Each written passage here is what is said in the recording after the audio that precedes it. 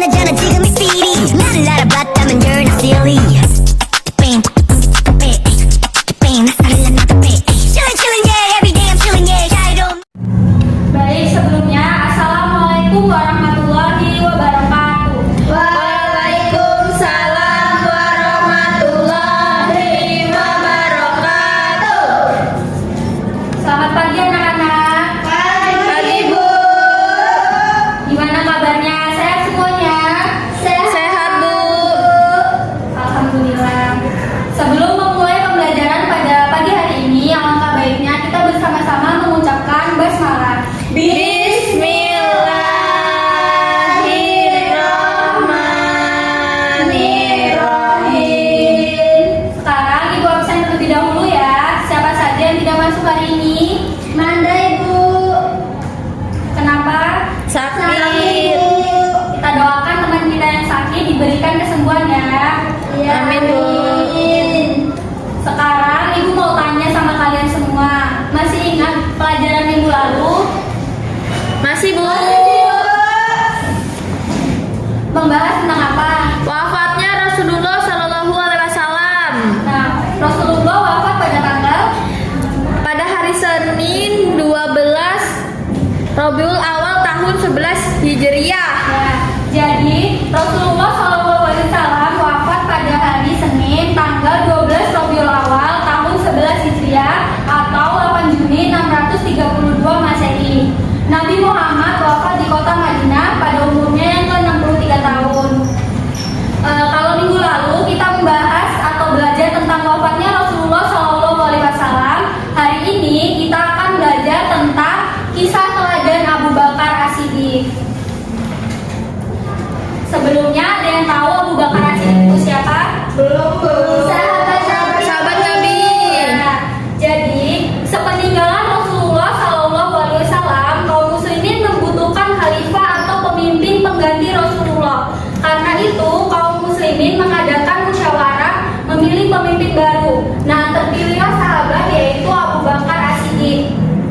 Setelah itu secara berturut-turut umat Islam dipimpin oleh sahabat Umar bin Khattab, sahabat Utsman bin Affan dan sahabat Ali bin Abi Thalib.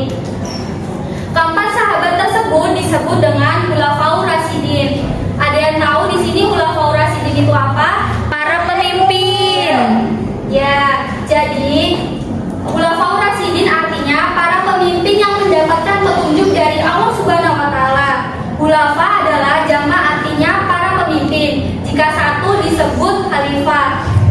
Nah, Abu Bakar As-Siddiq lahir pada tahun ketiga tahun gajah yaitu 573 Masehi atau 3 tahun lebih muda daripada Rasulullah SAW. Abu Bakar mempunyai nama asli yaitu Abdullah ibnu Abi Wafah Utsman bin Amri bin Amru bin Sa'ad bin Tahim bin Murrah At-Tamimi. Singkatnya Abdullah bin Abi Wafah At-Tamimi. Nah, garis keturunan Abu Bakar As-Siddiq ini ialah bertemu dengan garis keturunan Rasulullah SAW pada Murrah bin Ka'ab yaitu kakeknya ketujuh. Nah, di masa jahiliyah sebelum masuknya Islam, Abu Bakar As-Siddiq bernama Abdul Ka'bah, kemudian diubah oleh Nabi Muhammad SAW menjadi Abdullah. Nama panggilannya banyak, diantaranya Abu Bakar As-Siddiq, Al-Atiq, Abdullah dan Abu Wafah. Namun yang paling terkenal adalah Abu Bakar As-Siddiq. Di sini ada yang tahu nggak kenapa Abdullah, tetapi ia lebih terkenal dengan namanya yaitu Abu Bakar? Tidak Bu. Belum tahu Ibu. Belum tahu Bu. Karena Abdullah ini ialah orang yang dewasa, laki-laki yang pertama masuk dalam Islam, maka diberi julukan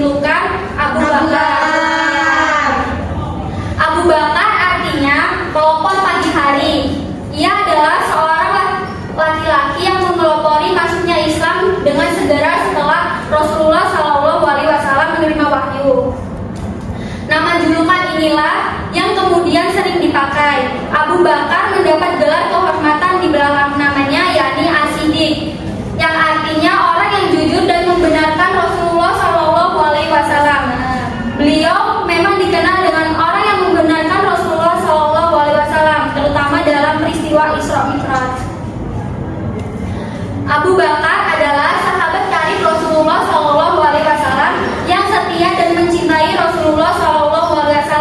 Begitu setianya dan cintanya kepada Rasulullah SAW sehingga ia rela mempertaruhkan harta dan nyawanya demi membela Rasulullah. Hal ini dibuktikan saat Allah Subhanahu wa taala memerintahkan hijrah, ia tidak hijrah ke Madinah mengikuti sahabat-sahabat lain yang berangkat lebih awal, tetapi Abu Bakar As-Siddiq setia menemani Rasulullah SAW yang berangkat hijrah beberapa waktu kemudian. Nah, Khalifah Abu Bakar As-Siddiq radhiyallahu anhu dikenal dengan sahabat yang jujur, sangat teguh membela kebenaran, mempunyai prinsip yang kuat, adil dan bijaksana serta dermawan. Sebagai khalifah, dalam memutuskan perkara, sahabat Abu Bakar As-Siddiq melakukan musyawarah dengan para sahabat lainnya. Nah, pada masa kepemimpinannya, Khalifah Abu Bakar radhiyallahu anhu berhasil mengukir 4 prestasi. Yang pertama, menertibkan gerakan kaum murtad yang keluar dari Islam. Yang kedua, menertibkan orang-orang yang tidak mau membayar zakat. Dan yang ketiga, menupaskan gerakan nabi palsu. Dan yang terakhir, membukukan Al-Quran. Selanjutnya, pada masa Khalifah Abu Bakar, bangsa Romawi dan Persia mengancam kedudukan pemerintahan kaum muslimin yang berpusat di Madinah. Karena itu, sahabat Abu Bakar mengirimkan bala tentara untuk mempertahankan diri. Namun pada saat pasukan Khalifah Abu Bakar berhadapan langsung dengan pasukan musuh, beliau wafat karena sakit. Beliau wafat pada tanggal 23 Jumadil Akhir tahun 13 Hijriah, bertepatan dengan bulan Agustus 634 Masehi.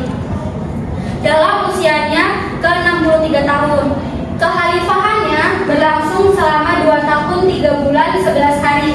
Jenazahnya dimakamkan di samping makam Rasulullah SAW.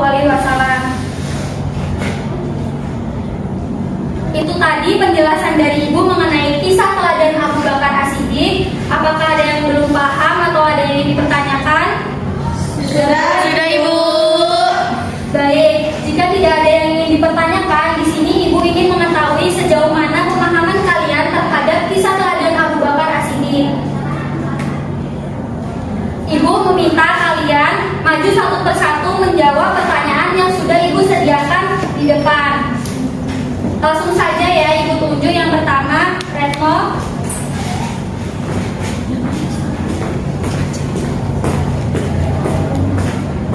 Nah, jadi si Retno bisa memilih antara bumi, matahari, awan, bulan atau bintang. Nah, di sini terdapat pertanyaan mengenai kisah teladan Abu Bakar As-Siddiq. Yang awan, Ibu. Nah, yang awan. Abu Bakar memiliki gelar As-Siddiq yang artinya jujur. Ya, benar. Baik, selanjutnya Rinda.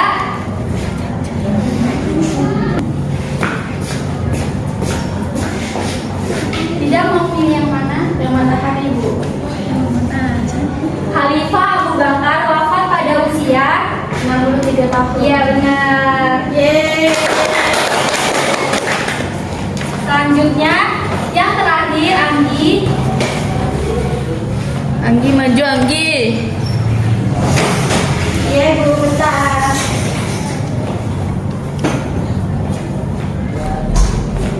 Aku mau yang bumi. Berapa lama Abu Bakar menjadi khalifah? 2 tahun, Bu. Ya, benar.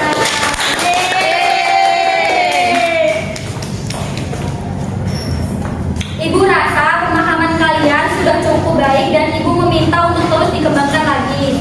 Sebelum Ibu akhiri pembelajaran pada pagi hari ini, Ibu mau salah satu perwakilan dari kalian maju ke depan membacakan ringkasan mengenai kisah teladan Abu Bakar As-Siddiq. Ada yang ingin berkenan maju?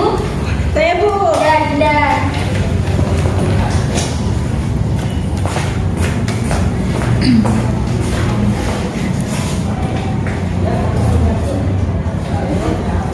Ringkasan materi kisah teladan Abu Bakar As-Siddiq. Yang pertama, sahabat Abu Bakar radhiyallahu anhu adalah orang yang jujur dan baik hati. Ketika Rasulullah SAW mendakwah Islam, ia langsung menerima ajaran tersebut dengan penuh keyakinan atau siddiq.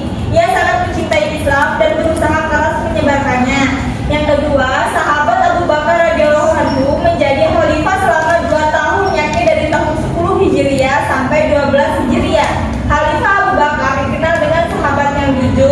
adil dan bijaksana, dermawan serta suka bermusyawarah. Baik, Bu. Yeay. Nah, itu tadi ringkasan yang sudah dibacakan oleh teman kalian. Sebelum kita menutup kegiatan pembelajaran pada hari ini, mari kita bersama-sama mengucapkan lafaz hamdalah. Alhamdulillahirabbil alamin. Terima kasih untuk pembelajaran hari ini. Apabila Ibu ada salah kata atau tindakan, baik disengaja ataupun tidak, Ibu mohon dimaafkan ya. Iya, Bu. Tetap semangat, jaga kesehatan dan jangan lupa belajar. Karena dengan belajar, hidup kalian akan dilancarkan. Ibu akhiri, wabillahi taufiq wal hidayah. Wassalamualaikum warahmatullahi wabarakatuh. Waalaikumsalam warahmatullahi wabarakatuh. najum